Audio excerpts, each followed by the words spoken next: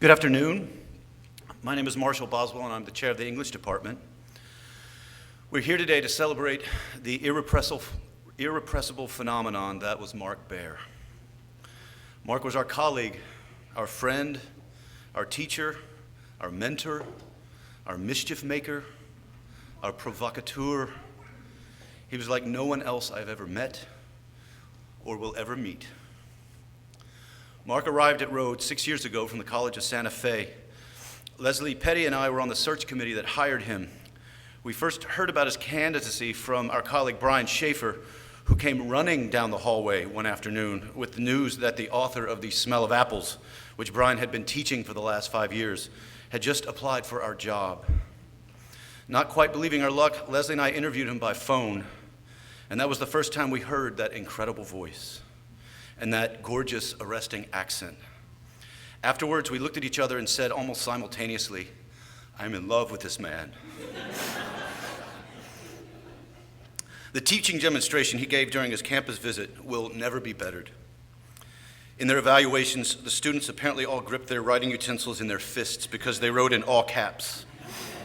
They ignored our questions and wrote, "Please, please, please hire this guy." And they wrote, "That was the single best class I've ever attended."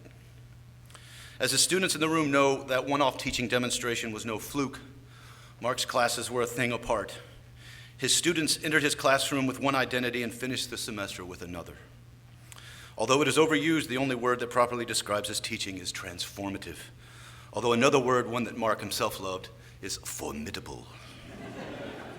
He was formidable and transformative, and he was that on 5 continents.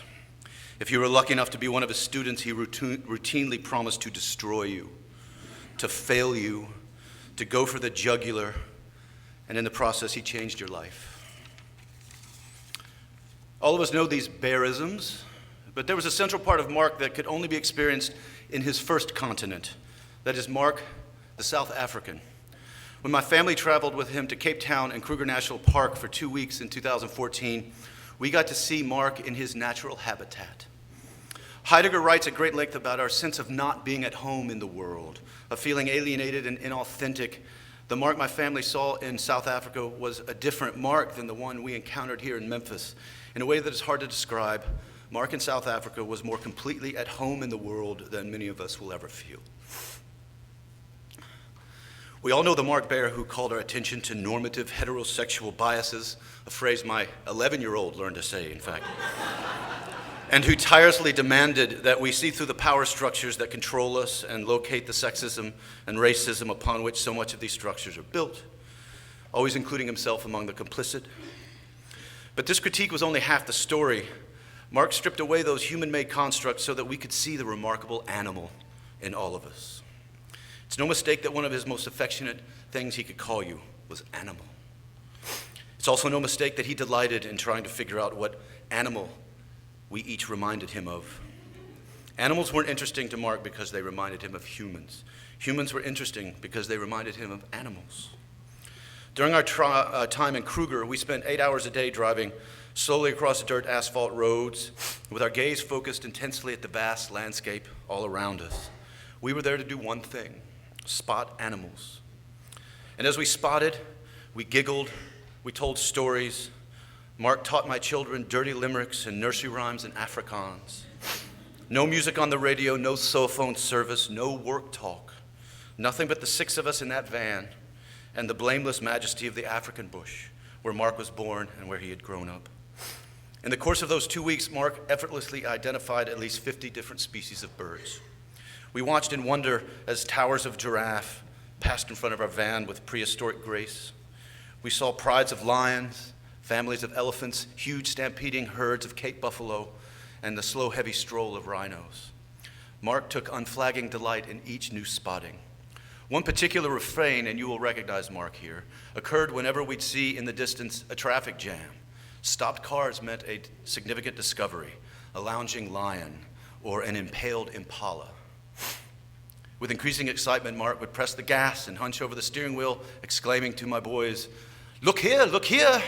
And then in unison, the entire car would erupt, a situation. The episode that stays with me, however, was our morning with the baboons. We stumbled upon a group of 20 or so dawdling and frolicking across a scattering of low branches against the pale sunrise. The children wrestled and swung from branches. The adults looked on impassively. Couples carefully picked fleas off of each other. To Mark's wicked amusement, one annoyed parent yanked a particularly naughty and annoying baby from a scrum and spanked it, yielding a squeal. We watched the group in rapt fascination for a good half hour, and as we began to retreat, Mark recalled an essay by Coetzee that traced the prevalence of the concept of idleness in the Dutch settlers' 17th century observations of the Hottentots of the Cape of Good Hope. Before the Dutch arrived, Mark explained, the Hottentots existed in a sort of prelapsarian paradise. They lived in a version of human life before the fall, in which man is not condemned to eat his bread in the sweat of his brow, but instead spends his days dozing in the sun. The Dutch settlers, of course, could not see any of this and dismissed the Hottentots' life as slothful and idle, and there followed the unimaginable horror of Western colonialism. Mark fell quiet, and in that moment I had a glimpse of what it meant to be at home in Mark's world, which is ground zero for all of us, because we are all Africans. And now I'd like to invite my colleagues to tell you more about this beautiful creature, Mark Behr.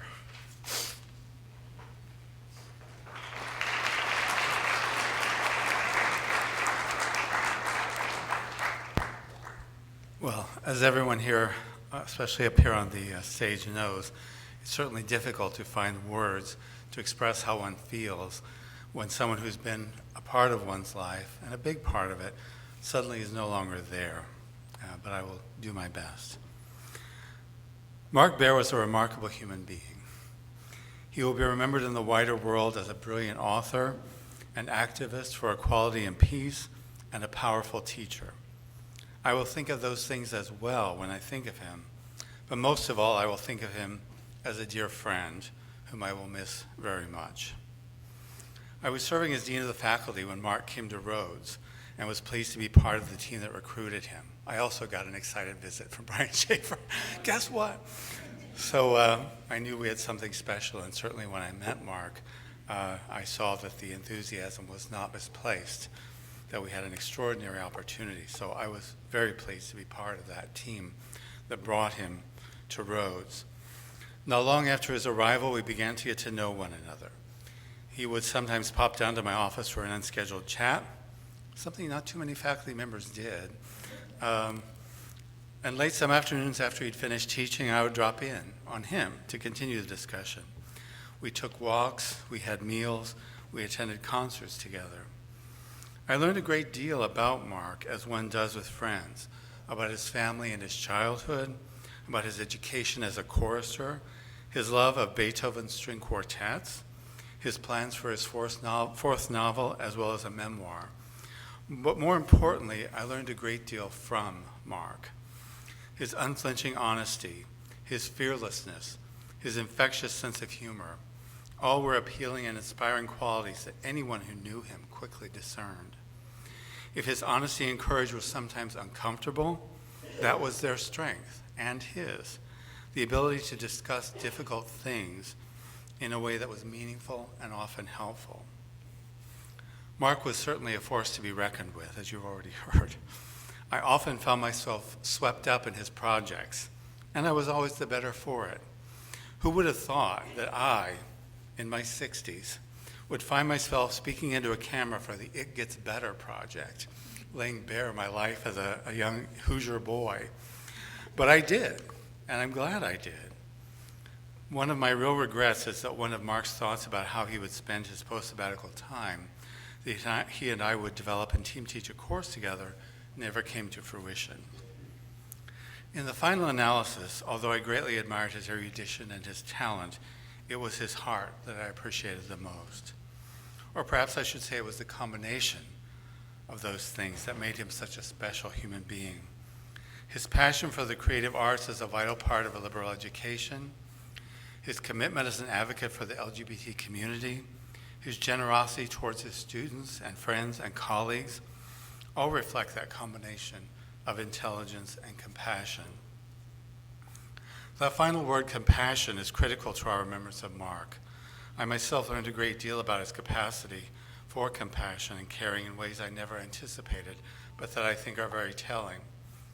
As some of you may know, about a year ago I was diagnosed with a life-challenging and life-altering illness. One of the silver linings, there weren't that many, but there were some, of that experience was the many friends who rallied around me to my aid, and Mark was among the first. He visited me, he drove me to treatments, and more than once he sat with me during 4-hour-long chemotherapy infusions. During our last few times together, I had lost the power of speech, and my energy was so low that I could do little but lie on the couch. We could do none of the playful banter that we enjoyed so much. But despite this, Mark never stopped his encouraging words to me, telling me that I would recover, I would be well. I will never forget his kindness and generosity to me during that very difficult time. I've wondered what the best sort of tribute for Mark would be, and have come to the conclusion that it is to be inspired by his example, to live truly and proudly as oneself, to be courageous in one's carefully considered convictions, to treat friends with compassion and generosity, to love and appreciate good things, even if their goodness is far from perfect, and never to lose one's sense of playfulness.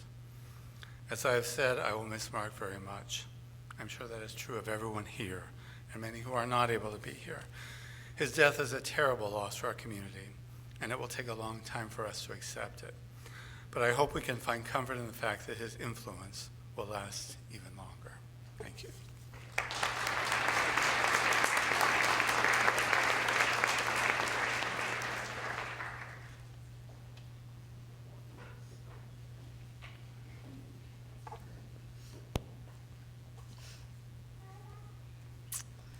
The last time I spoke to Mark was when he came to my office to say goodbye before heading out on his sabbatical adventures. The last words he spoke to me in person were, "Natalie, you must work less." "I love you, Grisabella. We will speak soon." And then he gracefully grapevined out of my office. To truly honor the memory and wishes of my colleagues and my precious friend, I prepared my remarks to ensure that Rhodes College will never, ever ask me to do or lead another thing. Consider this your trigger warning, your parental advisory explicit lyrics label.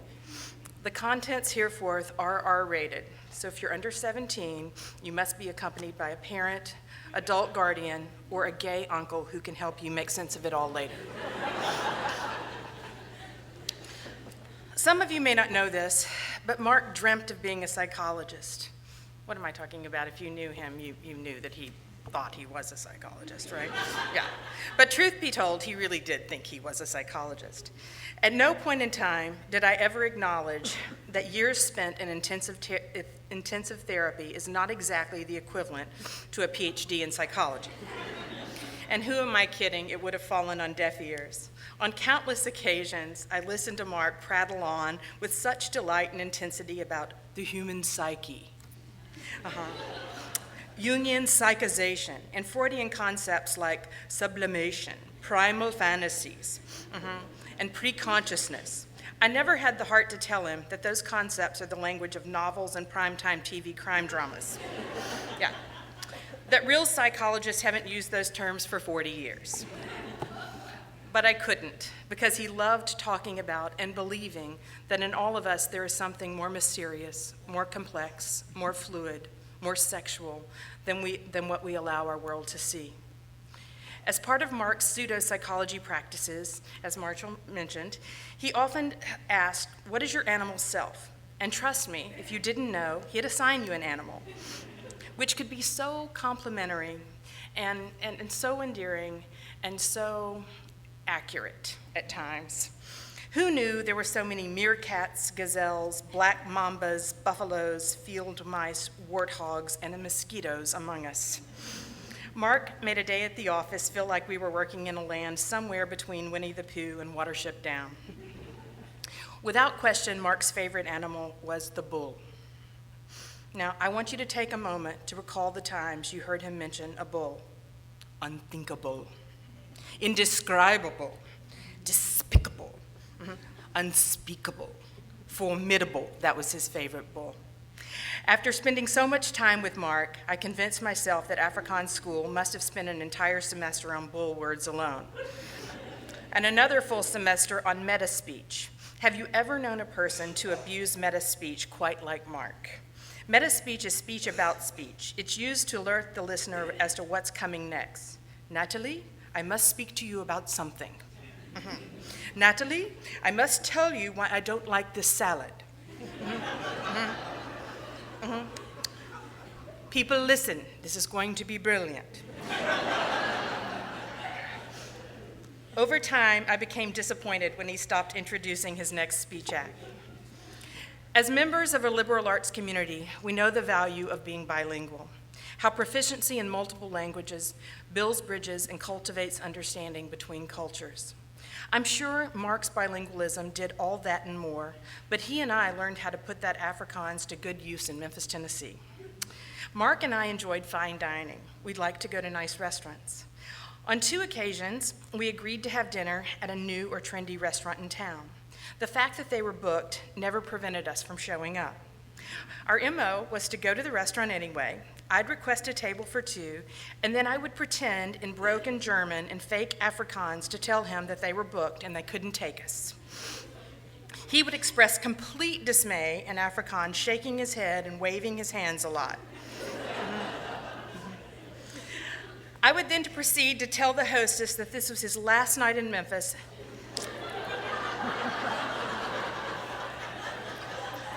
and that this dinner was the highlight of the visit. It worked both times. We laughed hysterically when the hostess or maitre d' called us out. As time went on, our favorite eating establishments were on to us. We'd laugh hysterically when the hostess or maitre d' called us out, most likely because they had remembered Mark from a previous visit. But they always laughed with us, and we always got a table. Mark was funny. He loved to laugh and make others laugh. It was for this reason that he and I plotted and schemed so that we could maximize the overlap in our service to the college. We served on the faculty governance committee together for 3 years, and I did my damnedest to have Mark on every faculty search committee I chaired. Why? Because I knew if the department was sold on a particular candidate, a dinner with Mark would seal the deal. He loved Rhodes College like an older sister.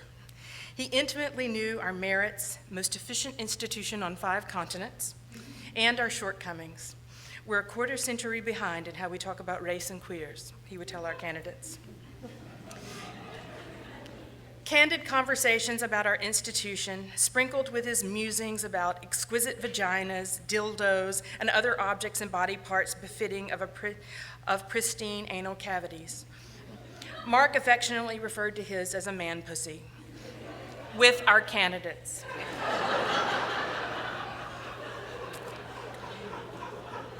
If you're offended, hold on to your hat. We hired them all. They all live among us. Yes. Mark had steadfast convictions about how most of us are woefully equipped to talk about sex, sexuality, gender identity, and quote-unquote deviancies. On many occasions, I heard him speak about how our demonization of sex and queerness allow us to deflect consternation and criticism of real human atrocities, war, apartheid, discrimination in all of its ugly forms. Our dear friend worked tirelessly to help us abandon all the linguistic subterfuge that paralyzes us when we want to talk about ourselves, our desires, our identities, and our queerness. What a gift he was to so many of us.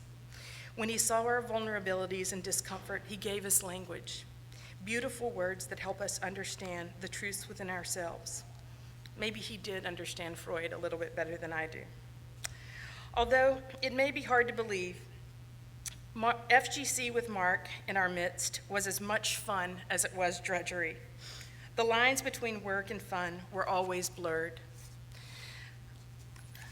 Soon after I learned of Mark's death, I went back and tried to read and reread the hundreds of emails, text messages, and notes we have exchanged.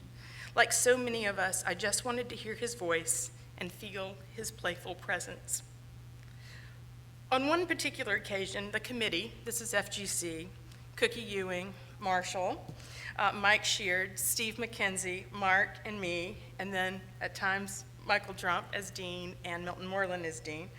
The committee had exchanged a series of emails about a document Steve had been taking the lead on.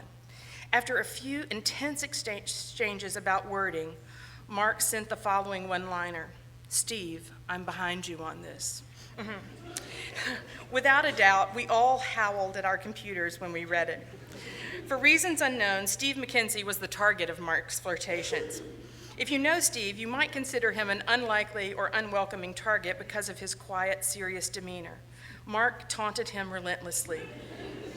Two of my favorite emails to the entire committee, including the dean, Mark wrote, "I'm reclining on a long couch in my sunroom, Steve. All 6 foot, 3.5 inches of me. Persian prayer rugs on the floor. Sitar music in the background. Soft sunlight falling through the blinds. Red grapes and ripe figs from Mexico in a bowl on the floor beside me. Scent of incense and marijuana in the air. Wearing short shorts, bare-chested. Cool breeze murmuring in through the drapes, roses red and heavy with night moisture swaying against the panes. Reading the Arabian Nights, feeling like Scheherazade, wondering who is going to come through the door at any moment." Now, that was one email to the entire committee. In tiny increments, I continue to lose more and more of my heart to you, Stephen. I'm going to work on some unfinished titles that we could delegate to the appropriate candidates over lunch on Thursday. Truth be told, I think Steve was flattered. If he wasn't, he certainly played along. After Steve and Cookie rotated off FGC, Mark continued to email the dream team. "Steve, I miss you terribly. At least I see Cookie occasionally. She recently directed me in a play. She was very firm with me. Wonderful. But there's a huge Steve McKenzie-shaped hole in my world that nothing and no one but you will ever be able to fill." Once, when I had intimated in an email that being on 4 searches was too much, Mark sends the following to the entire search committee and my department assistant, Christy Walker, as she was trying to finalize the schedule for one of our candidate dinners. Mark replies to the entire committee, "There is a reason authority frequently tries to co-opt its critics and outsiders, dissidents, marginals, and deviants. The moment the marginals are made responsible for setting agendas, PR, maintaining deadlines, and for running a tight ship, they no longer have fun. Time for fun, flirtation, fantasy, and perversion. Where are the days when I was a young, carefree, loose woman on that old dream team we call the FGC? Christy, would you please tell Natalie to wear that little short black strapless thing I love so much? Love, Mark." He loved to jokingly talk of marriage and how the two of us should be married. Once he said, "We should probably be married, you know, except for, well, that one small issue. You're too butch." Mark and I had a lot of fun outside of work, too. He loved to entertain and often invited faculty to his home for dinner. One memorable invite read, "Animals, little Jeff will get here any time after 3 and we'll do some cooking. I'll have started the lamb that morning.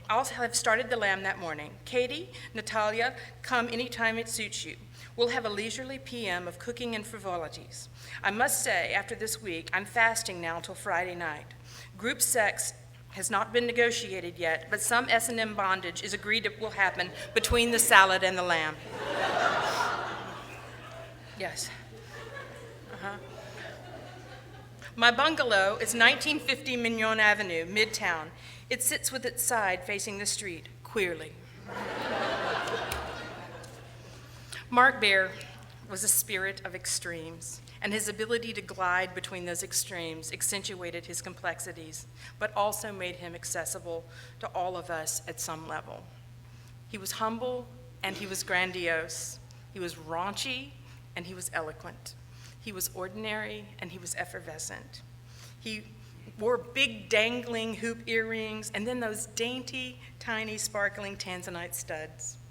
He could be just an intimidating drag queen and an insecure ballerina. He was delightfully vicious and genuinely gracious. He possessed steadfast restraint and unbridled indulgence. If you had ever been around Mark with cupcakes, you would know that that was true. He simply couldn't stop himself. He was a force of nature, yet one of the most vulnerable souls among us. Mark was one of my dearest friends, and I have been grief-stricken by this loss.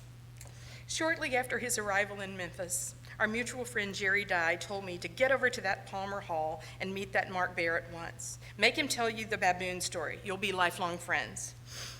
How I wish that were true. How I wish I would have many more years to cavort with that beautiful, brilliant alien creature who infiltrated our campus, our lives. It seems unreal that we will never laugh together again, never address one another with the countless ridiculous names we called each other. Morgana Lynn, Quantavella Monique, Bianca Inez, Serafina Philomena. He loved a double name. And of course, he called me Grisabella.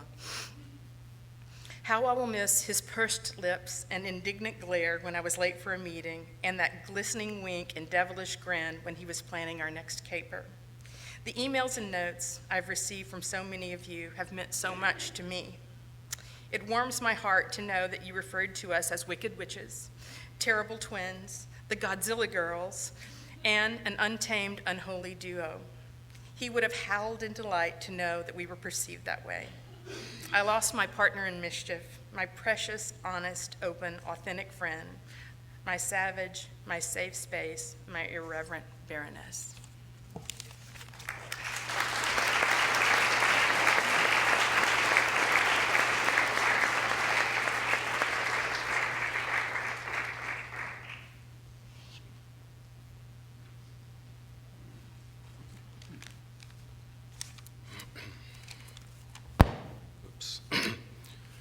I met Mark Behr 5 years and 2 months ago at Flight, a restaurant in downtown Memphis.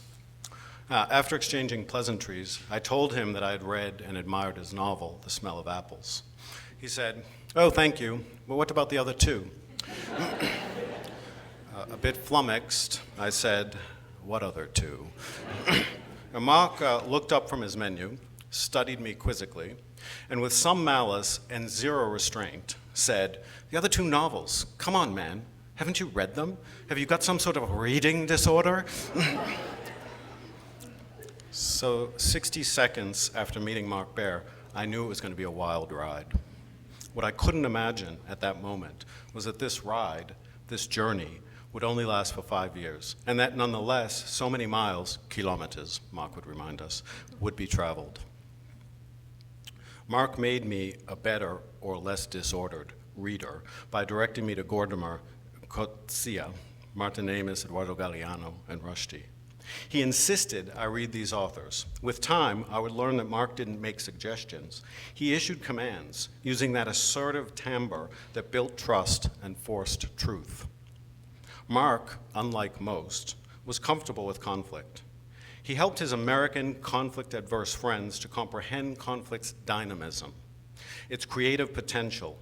He helped us to see conflict as human and challenged us to embrace it rather than ignore it or run from it. His background was so elaborate, it seemed to fly from the pages of a spy thriller, and as such, he had no patience for neutral positions, dull dialogue, or disengagement. He was fully present in every conversation, every action, every class he taught, and every page he he published. 4 days ago, one of Mark's students said to me, "Rhodes is irrevocably changed with Professor Behr's death."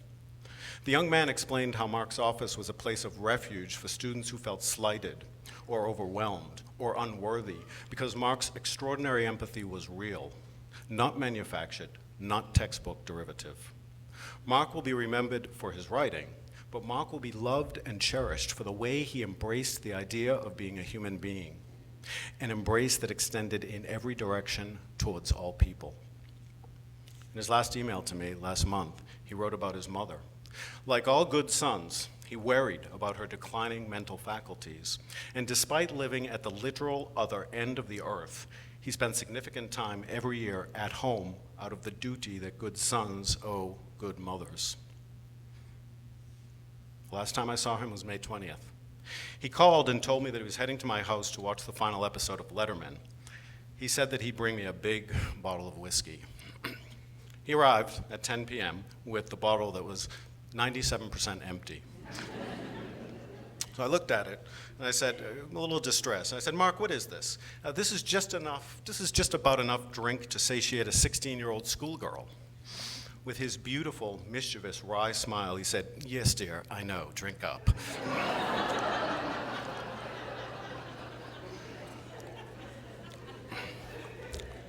After the program, we walked outside. He stood in the street, I stood on the sidewalk, putting us face to face, and we embraced.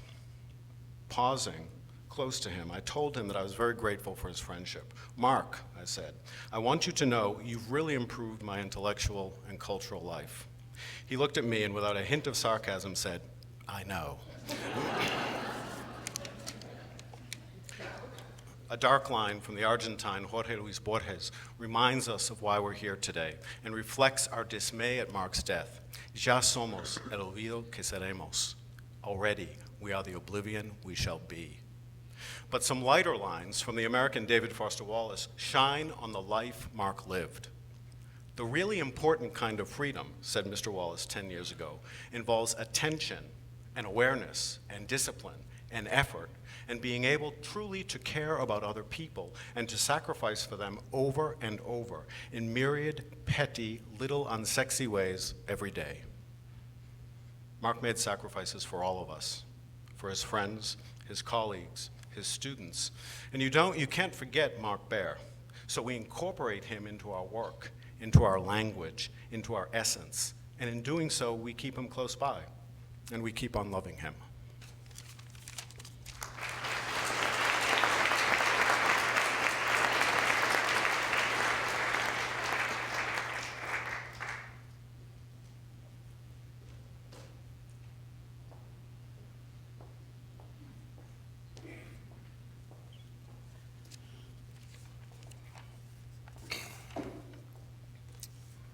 So I'm not going to be up here very long. I'm still in the process of processing. I can't quite wrap my mind around the fact that Mark Behr has departed this life. I still don't know what to do with that awful bit of reality. I've not yet actually tried to put anything down on paper beyond the occasional Facebook post, so please bear with me for the next couple of minutes. So, thinking about what to say up here tonight, or this afternoon, or whatever, 4 words come to mind: baboons, reconciliation, transition, and love. When I first met Mark, we were having a conversation about barbershops. He was looking for a barbershop. And so I flippantly offered him my barber. And he said, would she cut my hair? And I said, well, she cuts hair, man. Give it a whirl. And he went, and it was a fascinating sociological experiment for this white South African man to be in this black South Memphis barbershop. And over a Fried Chicken Friday one day, he regaled me with waves and waves of observations about this moment, right? And throughout, he would emphasize his narration with 2 things, with references to baboons and jazz hands. And I was like, dude, you're killing me right now with these references to baboons. And he was like, well, you know, like the baboon says to the, he said, don't you all say that here? Don't you all say that here? And I said, look, bruh, in Western Tennessee, we don't have lots of sayings about baboons. Maybe from your neck of the woods, right? But here in Memphis, we don't see a whole lot of baboons. So just from here on out, whenever you're thinking maybe that this is something other people say, no. No, it's not. Baboons. Second word, reconciliation. There's a poster that contains many of Mark's favorite phrases, and I know a number of you have seen it. It sits in his office now, and it's been on the Facebooks. And it's got all of the good stuff on it. As we've heard before, I will destroy you, right? The other one I like, if Toni Morrison has to revise, so do you, right? I particularly like that one. I'm gonna be using that a lot over the next week or so. But as a historian, my favorite quote on the poster is, history is everything. And I can't think of that phrase, I can't even, without the hand gestures. History is everything, it's everything. Mark understood the weight of history. How could he not? Well, that's not fair, actually. There are billions of people on this brown and green rock who do not, in fact, understand the weight of history. And that's a large part of our problem. So, Mark, however, understood the weight of history, and he understood it all too well. Much like the phenomenon that C. Van Woodward, the Southern historian, called the burden of Southern history, Mark carried with him the burden of South African history, a burden no doubt magnified by his complicated relationship with the South African state. And he laid himself bare before the world, told anyone who would listen about his complicity in maintaining apartheid, told anyone who would listen about playing his part, his small part in the maintenance of white supremacy. He carried that burden, and he named his betrayal. But even while he carried that burden, and it was a mighty burden, he fought daily, by the hour, by the minute, to turn towards reconciliation. First in his homeland, and then here with us, on the soil that nurtured both the liberty of the nation and the enslavement of the African. To me, Mark represented the radical possibilities inherent in the arduous process of reconciliation. He symbolized the radical possibilities inherent in the simultaneously fearful and bold confrontation of our shared history. More than any book, more than any essay, more than any C-SPAN interview, Mark taught me and reminded me on a daily basis that our history is in fact everything, and that the process of confronting that history can leave one feeling naked, vulnerable, and near desolation. But it is in that act, in the act of confronting, in the act of naming, that we truly place ourselves on the path to freedom. And let's be clear, this was a messy process, this pursuit, Mark's pursuit of freedom. And as I've talked with so many of my friends over these last couple of weeks, that was a messy thing, right? It's a messy process. And there's lots of collateral damage in that process. It ain't easy getting free. It ain't easy being free. Freedom is hard fought. And again, there's gonna be struggle. And that was manifested in the relationships that Mark had with me and so many other people, right? Hugging up on you at one day, telling you why you were drop dead wrong the other day, and he was wrong about that, right? Back and forth, back and forth, back and forth. One of the things I wrote about him in another context was that his beauty contained multitudes. And I think this is what I was getting at, right? When you scratch below the surface of that 6'3" frame, you see the pain of reconciliation. You see the pain and potential, the perils and prospects of the pursuit of democracy. It's a hard task. It's a hard task. Talking about Rhodes College, and I asked him about the Palmer Hall issue. And he shot me back a quick note. He said, renaming is an essential discussion. I want to work in a building named for Ida B. Wells. However, we must find ways to rename while we never forget how we got to where we needed to rename in the first place. Renaming must acknowledge our perverse history, lest we begin creating heroic narratives that lead to the erasure of the lessons of the past. And here's the kicker. Complicity is as large a part of history as dissidence. Complicity is as large a part of history as dissidence. Transition. I am comforted by the words of my friend and colleague, our friend and colleague, Brad Onishi, and his musings on death. An article that he wrote a little while ago, thinking about the death of his own grandmother. He said, the biological cessation of life is not equivalent to death. This means that when we recreate our world in light of our loved one's death, we transition to a state where they no longer speak to us, but where we lend voice to the dead so that they may speak to us from their underworld, address us, reprove us, bless us, enlighten us, and in general alleviate the historical terror and loneliness of being in the world. We speak for them so that they may continue to speak to us. Our stories, memories, photos, and remnants of deceased loved ones help us to recreate a world where they speak to us from the past in order to help make our presents and our futures vibrant, meaningful, and full of love. And then finally, love. I will miss my friend. I will miss how he absolutely adored my boys. And I will miss how he absolutely loved my wife, Natalie. I will miss his presence in our lives. I will miss his occasional visits to eat racks and racks of ribs. He was an expensive date.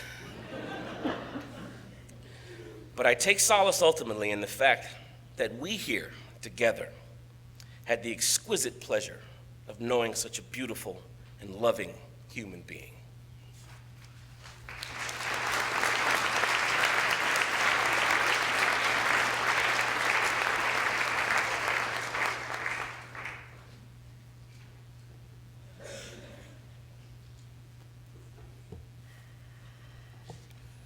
This is that moment where you kind of wish that Chuck would have kept talking, right? I'm sitting there on the edge, both in anticipation and hating the moment.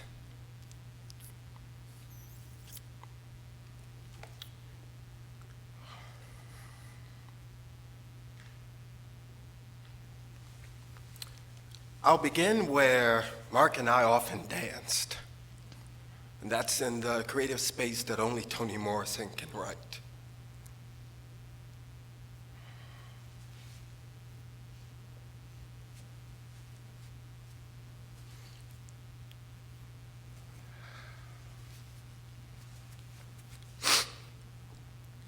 I was talking about time. It's so hard for me to believe in it. Some things go, pass on. Some things just stay. I used to think it was my rememory, you know. Some things you forget, other things you never do. But it's not. Places. Places are still there. If a house burns down, it's gone. But the place, the picture of it stays. And not just in my rememory, but out there in the world. What I remember is a picture floating around out there outside my head. I mean, even if I don't think it, even if I die, the picture of what I did or knew or saw is still out there, right in the place where it happened. I think what Morrison teaches us here, of course, is how history is often haunting. But she also hints towards how history can be holding. And I think the memory of Mark, I think the presence of Mark, I think the essence of Mark is a testament to that holding capability of history, right? to that idea that Mark is a place, right, that is still out there, that is still here, that we can still go to. So on the morning when I received the news of Mark's passing, I went to the only place I knew to find comfort, writing. He would say, "Ernest, you must write," right? "Ernest, you must write." And I think I went there because I knew in some way, in some sense, I would find him there.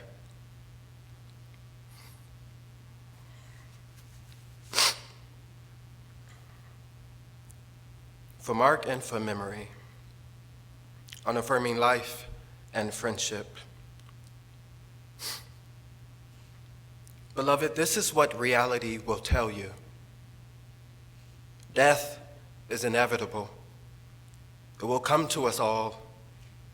It will leave its mark upon your family and your friends, upon those who outwardly despise and those who secretly love you.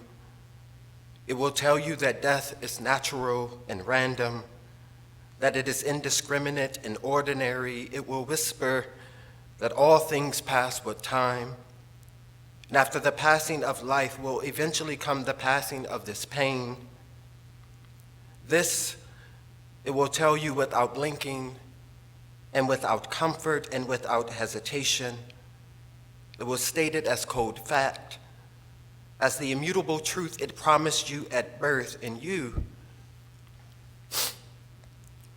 are expected to receive this without movement,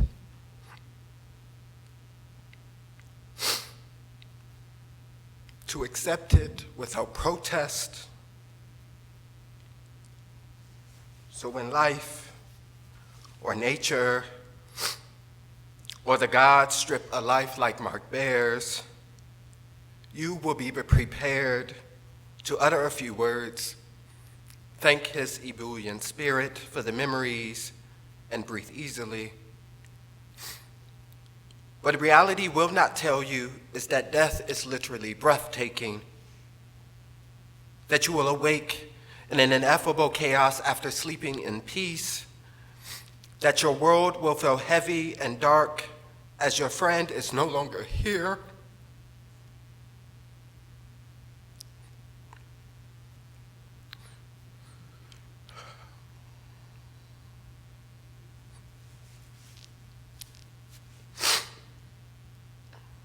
The first friend you have claimed in your new city, the man who transformed the bricks of your institution into the warmth of a new home, that wonderful being who reminded you of how life is forever changeable, that human beings are redeemable from their past, that life is the textuality that you dare to write.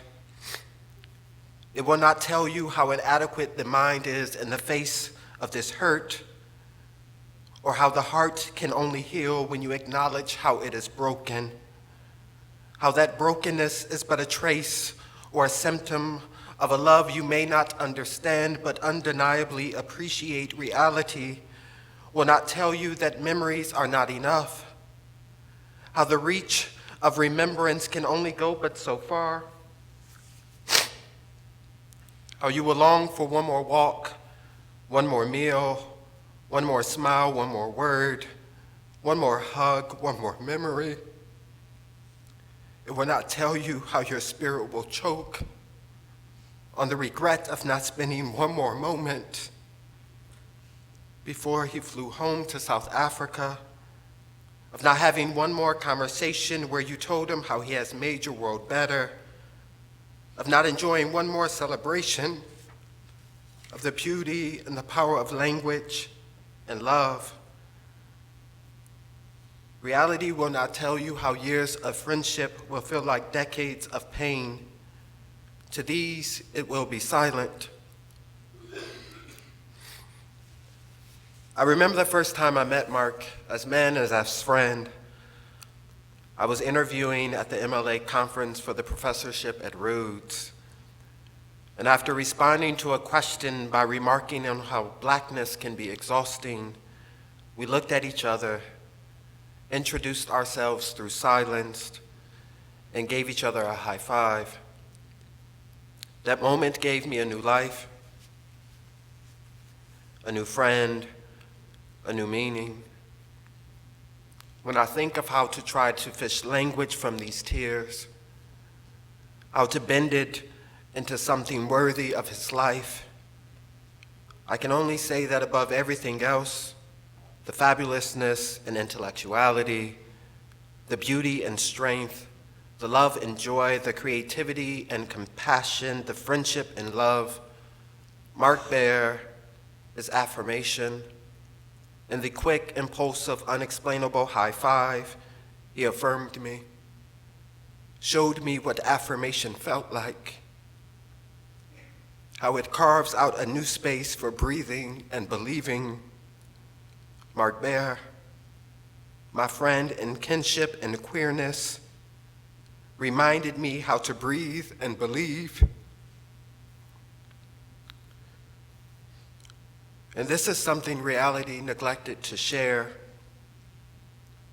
that there will come a time where the darkness of this world seems eternal, where its heaviness taunts your Atlassian will, where you will feel the weighty exhaustion of being and need to be affirmed and reminded to breathe and believe. It will not tell you to hold closer, to love deeper, or appreciate more fully those beings who are scripted to help you in this moment. It will not tell you how to say goodbye when they are gone. So in the presence of this absence, let me say that stars who illuminate your life shall never pass, shall never fall. They simply find a way of transferring their light to your heart, of transferring themselves in that perfect tune of imperfection, in that brilliant confusion of complexity through the affirming and silent touch. And I thank you, Mark,